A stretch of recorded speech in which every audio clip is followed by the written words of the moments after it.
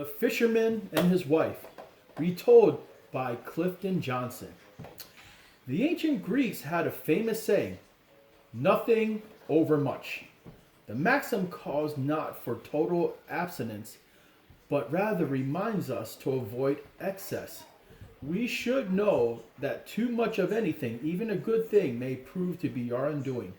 As this old tale shows, we need to recognize when enough is enough. There was once a fisherman who lived with his wife in a poor little hut close by the sea.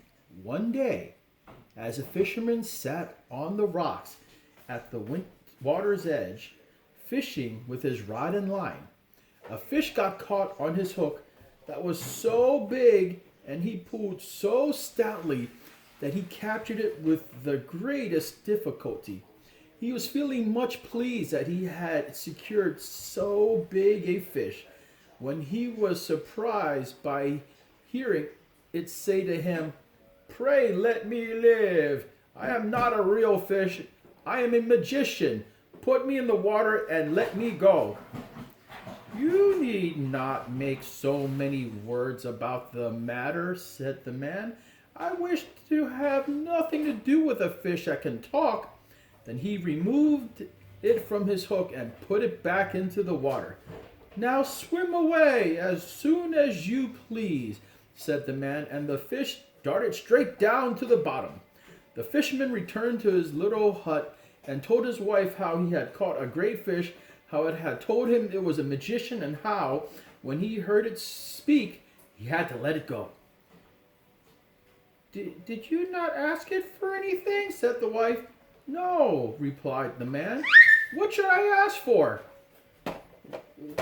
What should you ask for?" exclaimed the wife. You talk as if we have everything we want. But see how wretchedly we live in this dark little hut. Do go back and tell the fish you want a comfortable house." The fisherman did not like to undertake such an errand. However, as his wife had bidden him to go, he went. When he came to the sea, the water looked all yellow and green. He stood on the rocks where he had fished and said,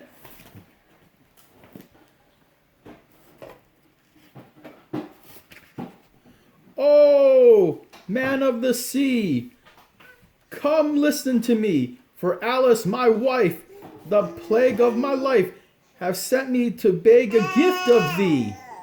Then the fish came swimming to him and said, "Well, what does she want?" "Ah," said the fisherman, "my wife says that when I had caught you, I ought to have asked you for something before I let you go. She does not like living any longer in our little hut. She wants a comfortable house." "Go home then," said the fish. "She is in the house she wants already." So the man went home and found his wife standing in the doorway of a comfortable house, and behind the house was a yard with ducks and chickens picking about it, and beyond the yard was a garden where grew all sorts of flowers and fruit. "How happily we shall live now," said the fisherman. Everything went right for a week or two, and then the wife said, "Husband, there is not enough room in this house, and the yard and the gardens are a great deal smaller than they ought to be. I would like to have a large stone castle to live in. So go to the fish again and tell him to give us a castle." "Wife," said the fisherman, "I don't like to go to him again, for perhaps he will be angry. We ought to be content with a good house like this." "Nonsense," said the wife. "He will give us castles very willingly. Go ahead and try." The fisherman went, but his heart was heavy. And when he came to the sea, the water was dark gray color, looked very gloomy. He stood at the rocks in the water's edge and said, "Oh, man of the sea, come listen to me, for Alice, my wife, the plague of my life, have sent me to beg a gift of thee." Then the fish came swimming to him and said, "Well, what does she want now?" Ah, replied the man sorrowfully. My wife wants to live in a stone castle. Then go home, said the fish. She is at the castle already.